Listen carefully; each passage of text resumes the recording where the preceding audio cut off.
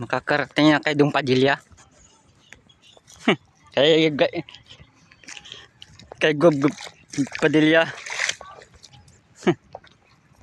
Tayo malibrahan tayo ng ayuda. Ayuda ng mga taga-buhay. Galing kay Dong Padilla.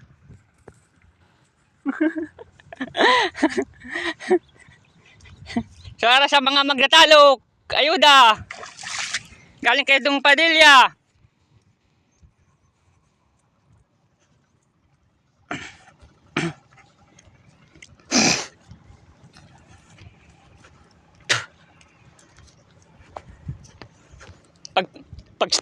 Pag si Dong Padilla nagmamayari na itong dalawa na ito, mayaman na tayo.